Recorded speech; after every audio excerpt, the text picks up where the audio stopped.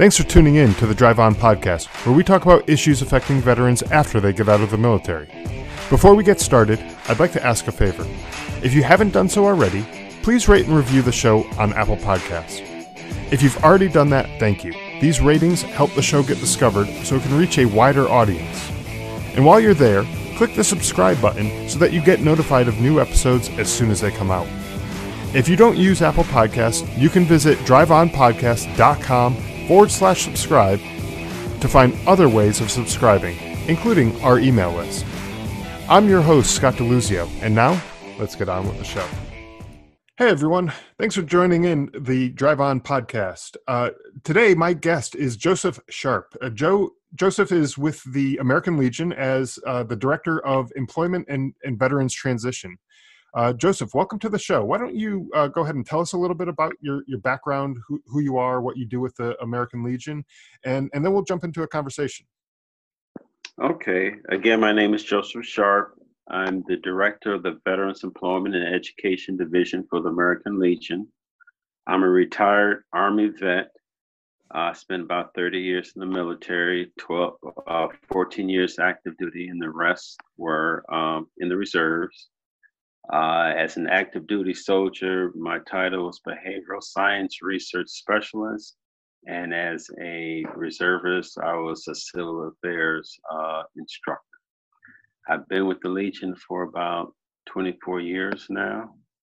And with the Legion, I was also in their Veteran Affairs and Rehabilitation Division for about 6 or 7 years, where we would actually go out and look at the VA hospitals and look at the quality of care. And then I became the Deputy and then Director of the Veterans Employment Education, where we look out for veterans as they transition out of the military to ensure that they're gainfully employed and financially stable, and they're able to contribute to their communities.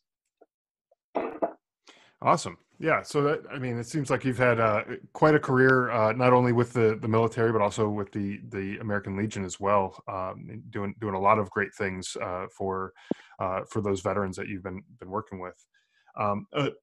A few months ago, I had someone from another veterans organization on the show, and one of my goals for having someone from that organization was to clear up any misconceptions about what they're all about, what the organization does, and that's sort of what I'd like to do today with you as well.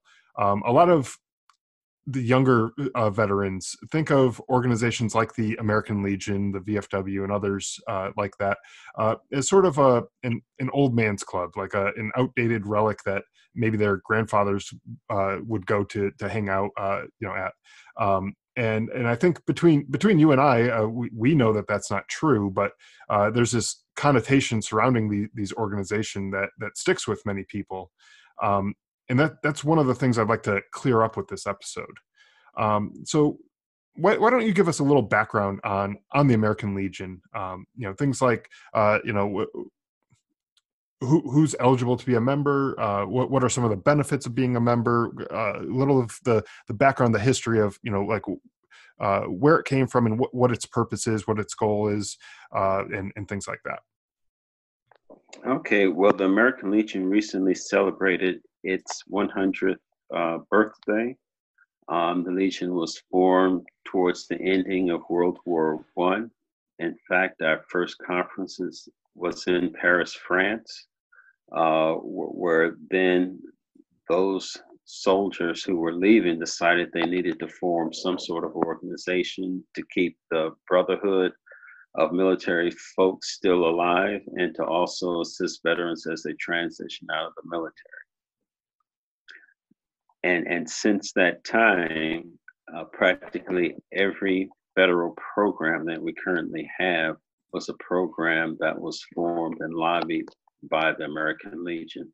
The big example is the 1945 GI Bill, which was the catalyst for us to have this huge middle class today. At that time, we had about 16 million veterans leaving the military. This is closing of World War II. And because of the GI Bill, many of those individuals were able to start a farm, start a business, uh, obtain licensing certifications, and they were able to, to go to college and to graduate. And because of that, that brought about an economic boom in this country that we're enjoying today. And that's just one of the things that the American Legion has done for veterans and for the economy and for the country as a whole. Now, the American Legion is made up of four pillars. We have our National Security Division, we have our Veteran Affairs and Rehabilitation Division, and Americanism Division, and Children and Youth. Not only do we look for the benefit to help veterans as they transition out, but we also have a lot of programs to promote, our, to assist veterans with the Children and Youth Program, where we have our Boys State, Girls State programs, a lot of scholarship programs. We also promote Americanism in our schools. Just to give you one example, our Boys State and Girls State program was formed back in 1933 as our answer to the Hitler Youth Program in Germany. And it's still it's still going on to this day, as far as Boys State and Girls State. It's a leadership program for individuals that are going into the senior year. And it's been an excellent program for since 1933. Sure. And who is eligible to be a member in the American Legion? Eligibility depends primarily on those individuals that were on active duty during a time of war. Okay. And what are some of the benefits of being a member? I know you talked a little bit about the four pillars of the organization and how you help promote Americanism and various children and youth programs. But for the veteran themselves, what are some of the benefits of being a member in the organization? Well, one of the benefits is to still be able to a sense of belonging, because being in the military is kind of different it's a lot different than being a civilian, and we go through certain hardships and certain experiences that only other veterans have. And it's great to be around individuals that have the same background experiences as you have. Plus, we have various programs as well. For the Veterans Employment Education Division, we do a lot of advocacy work to make sure that veterans are hired in the federal government. We also encourage the private sector to hire veterans. We have our licensing certification program, which is the program to have veterans certified and receive their credentials prior to them leaving the military. So instead of going under unemployment, once they have that certification, they can go directly to work. We also help veterans who want to start or grow their small businesses and help them if they want to do any type of federal contracting. We're also very big in preventing homelessness and advocating for homeless veterans as well.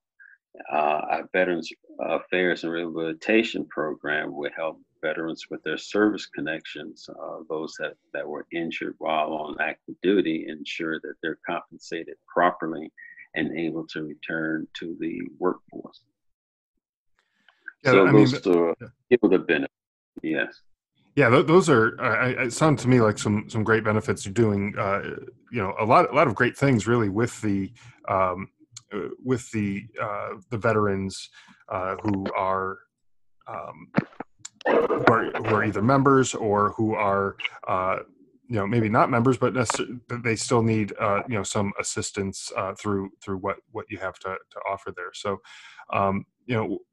one of the things I want to circle back to something that you talked about a little bit on this podcast. We've talked before about things like having a sense of belonging, and that's one of the things that you had mentioned as sort of a benefit to being a member in the American Legion. And there are some people who listen to this podcast who've been out of the military for a number of years, who are missing the sense of belonging that came with being in their unit, with the other soldiers, or Marines, or whatever branch they were in, being with those individuals. Can you talk a little bit about how being a member of an organization like the American Legion helps create that sense of belonging, or camaraderie, like we maybe used to have while serving in the military? Like, what is it? Are there functions and other volunteer opportunities? What are some of the things that kind of foster that sense of belonging within the American Legion? Well, the best way to explain it is that even though you've left the military, one of the big issues with veterans who leave the military is that when you join the military, it will take you anywhere from 6 months to the year to adjust to the military, to understand the culture of the military, and to be able to complete the training that you will receive. However, when you leave the military, we generally only give individuals a week to actually prepare to leave and be back into the private sector. And the Legion, or the Veteran Service Organization, can be that guide to assist those veterans as they're transitioning out, and help them to adapt to being a civilian again, because you really don't have that much time. And so when you're with individuals that have gone through that experience, you have that connection. And the Legion is still about service. So there are volunteer opportunities for that individual. You're talking with individuals that have been out for a while, who could more or less give you an idea of opportunities in that particular community, talk to you about healthcare and employment, assist with your family as you adjust out. It's a way of bridging that gap between being a veteran and suddenly being a civilian, and kind of ease that shock of going back into the civilian world. Right. Yeah, and that's really important too. I think to have somebody who is who's walked in your shoes before. They've gone through this whole process of transitioning from military to civilian life, and like you said, it feels like a dimmer when you're getting into the military. It's a gradual process. You don't walk into basic training on day one and instantly you're a soldier or whatever, and you know how to act, the culture and all this kind of stuff. Whereas on the flip side of your career, at the end of your career, it's more like a light switch, where Right. At the end, you're just turning it off, and you can't just necessarily turn off the last 6, 10, 20 years of your life, and how you've conducted yourself, how the people you've been around. You can't just shut that stuff off right away, and by going into shock. Yeah, it is. Yeah, and I feel like a lot of people that I've talked to, maybe they haven't described it quite as a shock, but they probably have gone through some sort of shock, and it's probably a fairly traumatic experience for a lot of people who are losing that sense of identity. Mm-hmm. And that sense of purpose as well. Sure. Yeah. So maybe what are some of the volunteer opportunities that exist within the American Legion? Because I know for a lot of people that volunteering, I spoke with somebody else a couple weeks ago that was talking about doing service mission type projects, building houses for homeless people, other things like that, serving other people. Um, I know that's an important part for people in terms of their sense of belonging, or their sense of purpose, I should say. Um, what are some of the volunteer opportunities that exist within the American Legion that can help people kind of create that sense of purpose when they get out and now they feel like they maybe don't have a sense of purpose anymore after the military? Well, it's the opportunities to serve are endless, uh, in which um, for that veteran who's going back to a particular community or their own, there are all type of homeless projects that many of our posts are involved in, beautification of the communities, helping out other military families who may be in dire need of trying to keep up with their rent, trying to find employment, uh, assisting disabled veterans, getting groceries for individuals, cutting the grass. Uh, it's just endless. And that's what some of our posts now are doing, with this crisis with this virus.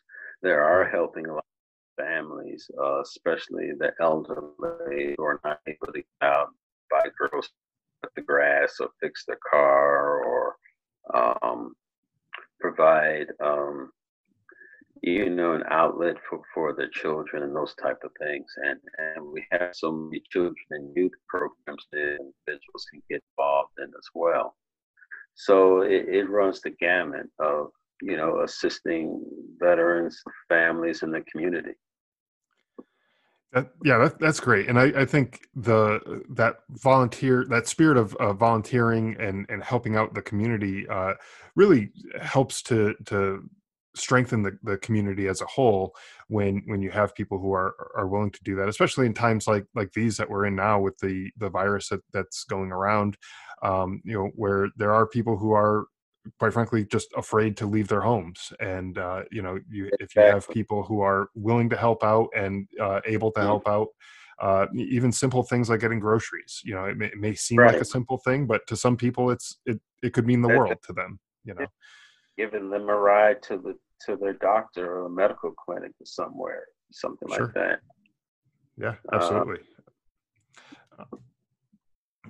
um, so I want to kind of backtrack a little bit, a little bit on the background of the American Legion, and what um, how it's made up right now. But do you have any numbers or any data on the makeup of the American Legion in terms of which eras the members are from, in terms of like World War II era, Korea, Vietnam, all the way through to the more contemporary wars that are going on in Afghanistan, Iraq, those types of things. Do you have like a breakdown of uh, what that looks like? well, the American Legion has about 2 million members. We also have the American Legion Women's Auxiliary, and their number is about 500,000. We have Sons of the American Legion, their number is about 350,000. We have 55 departments, which is equivalent to like a state. Uh, the additional five are deals with many of our territories, like Department of France, Department of the Philippines, Department of Mexico, and Puerto Rico. The As far as the makeup of our veterans within the Legion, I would say a majority of them were Vietnam vets. We also have a large portion of our membership that are post 9/11 individuals as well. We have about 10,000 posts worldwide. Uh, and so, we're a pretty large organization. Yeah, and have you seen a shift in recent years of the makeup of the membership kind of leaning more towards the post 9/11 era? With that membership kind of growing over time. I mean, obviously it's more than it was before 9/11, but has that kind of steadily increased over time? That membership has grown. And when you hear a lot of talk about the American Legion, some of the VSOs being older, we Hmm. do have, I would say the largest proportion of veterans are our Vietnam veterans. And the reason for that is that, when you're young, you're working, you're trying to take care of your family. Um, but with the Legion, you know, a lot of our Vietnam veterans have retired, so they have more time to really work with the younger generation, Sure. and they've gone through life, so their expertise is valuable to the younger veterans that are coming out the military, which I see as a plus. Absolutely. Because in fact, they do have the time to put into it,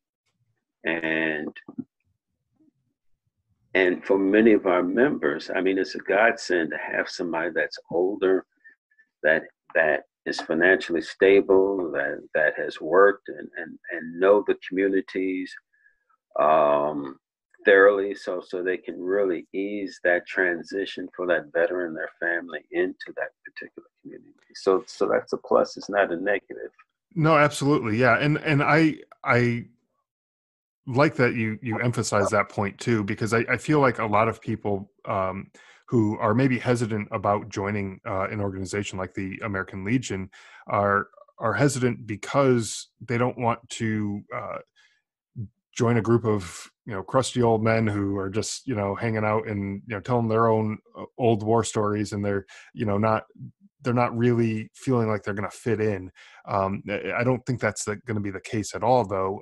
And I feel like a lot of the older generation of veterans are, like you said, they have more time. A lot of them are retired. They're financially stable. They have the time to you know volunteer and help out those younger vets who might be struggling to figure out their place in this world after they get out of the military. So having that expertise, as you put it, the expertise of those older veterans is truly valuable to have. And so having an organization that is full of that type of expertise is really important, especially for these younger veterans who are just getting out of the military, or maybe got out 5-10 years ago.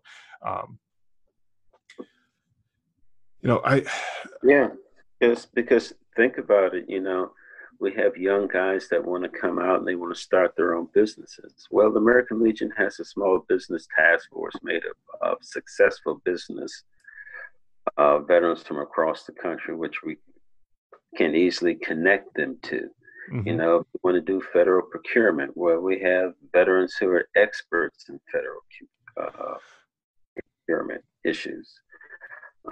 They want a decent education. But we have, veterans that are professors that know those particular universities inside and out and can give them a great, give them some wisdom on the best way to what they need to do to get ready to go to school, or if they need if they want to be service connected for their injuries, who the best to talk to is some of our department service officers who are Right. older and have been helping veterans for 10 to 20 plus years. I mean, it just makes sense to try and connect with veterans who have that experience, because we always tell our veterans when they're looking for employment, the best thing to do is network.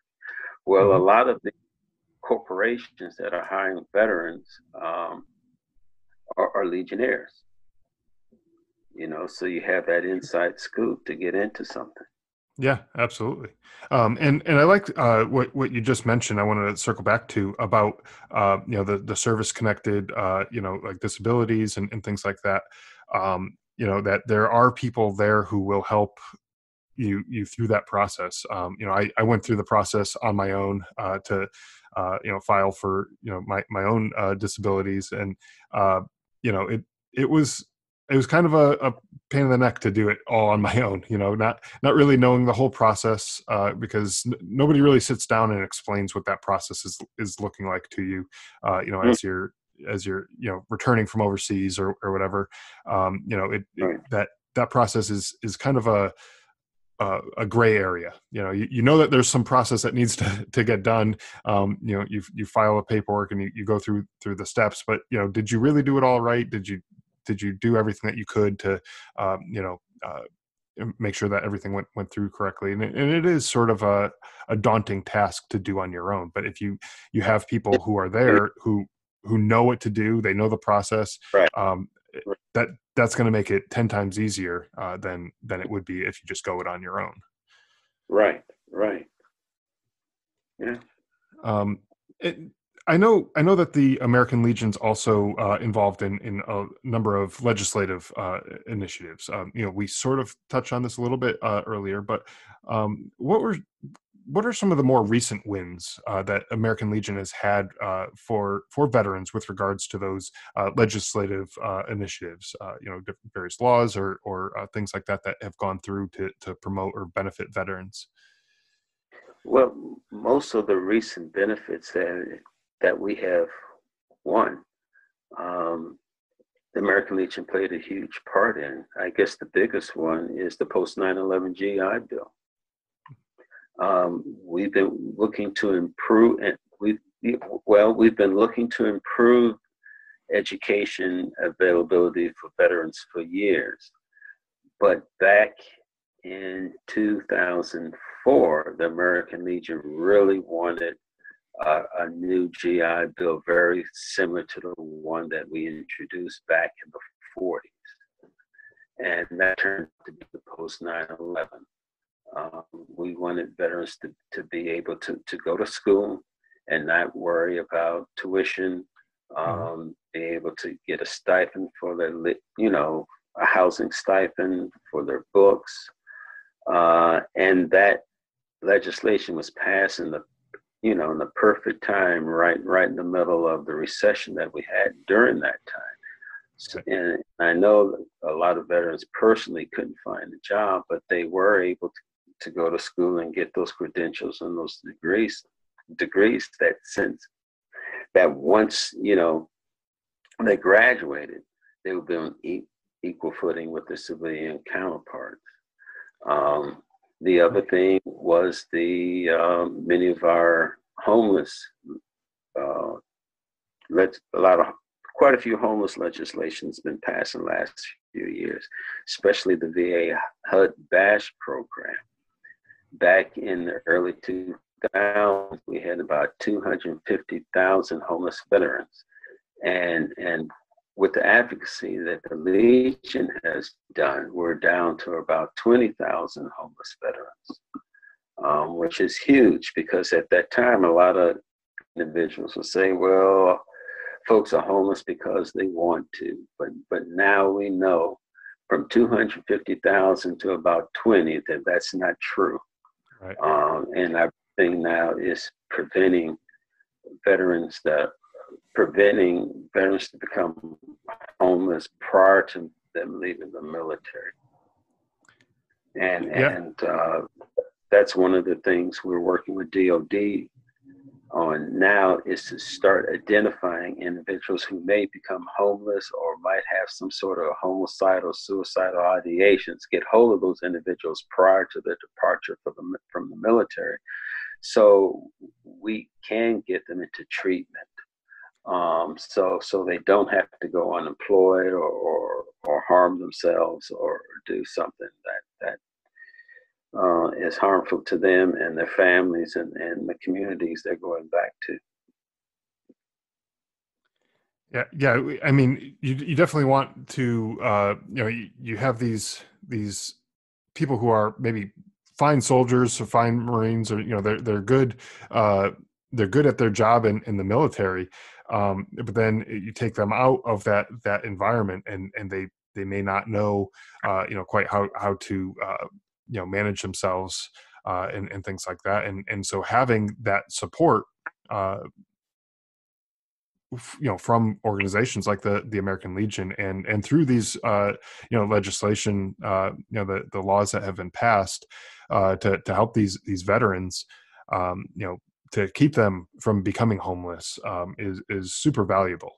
And so I know personally, I know several veterans myself who have wound up being homeless, either living in their car or, something along those lines. And, knowing them as a soldier, they were great soldiers. They were squared away. They had, things, things were going well for them and everything, while they were in the military. Take them away from that, and then things started to fall apart a little bit. So knowing that there are organizations out there, I would really encourage people who might be listening to this, especially if you are, on that, within the next, couple months, going to be getting out of the military, or even, if you're not going to be getting out of the military for a little while now, just keep in mind that there are organizations out there that are going to help you if you need it, when you get out. And it should not be a pride thing that you don't ask for help. If you need help and the alternative is you're living on the streets, I mean, reach out and ask for that help. Go to these organizations, go to the American Legion, and ask for people, for the assistance for you, so that you can be a productive member of that society instead of living on the streets and struggling to figure out how to make it in the world after the military. Mm-hmm. So Joseph, is there anything else that you'd like to tell us about the American Legion? Any other things that maybe we haven't covered, that people might want to know about, that might open up their eyes to different things that maybe the American Legion is doing, that they might be able to help out with or benefit from, things like that? Well, one of the things that the American Legion really wants to emphasize to those that are still on active duty is to really do what you can to reach out to us. Because it's really important to know exactly where you want to go once you leave the military. I know a lot of individuals are looking to go home, but to also look around what type of, I guess, veteran programs are in your community.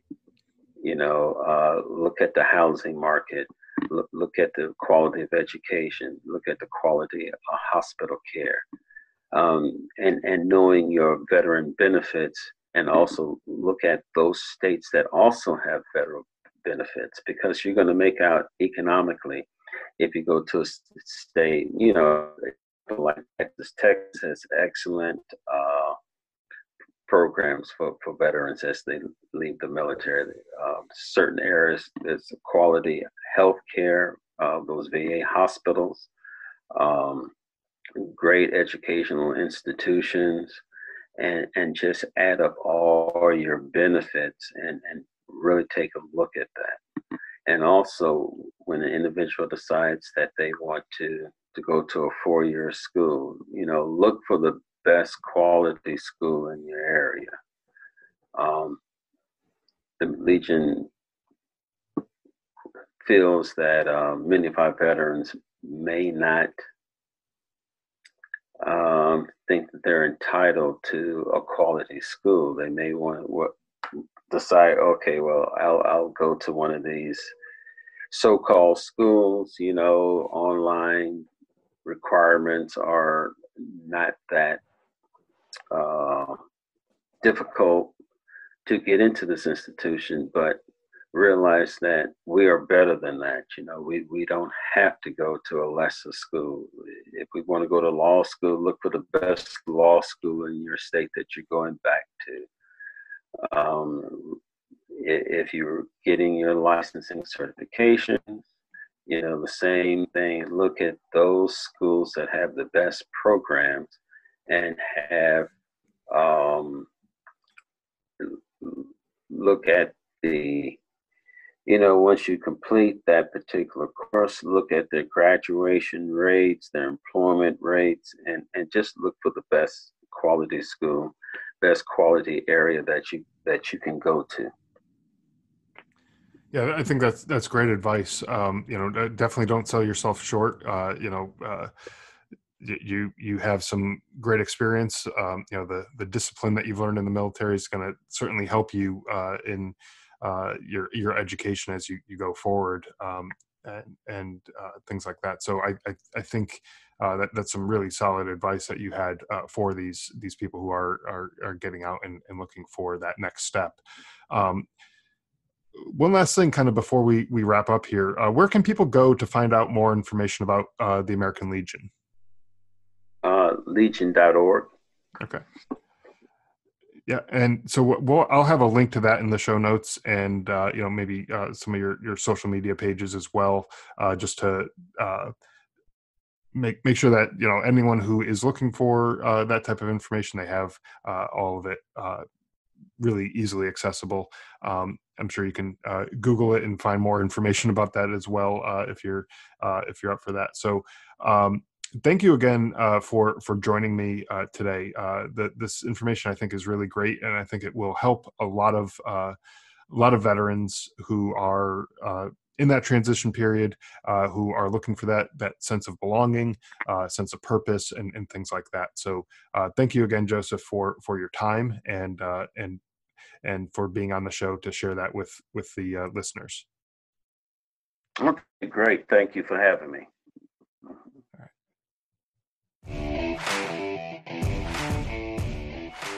Thanks for listening to the Drive On Podcast.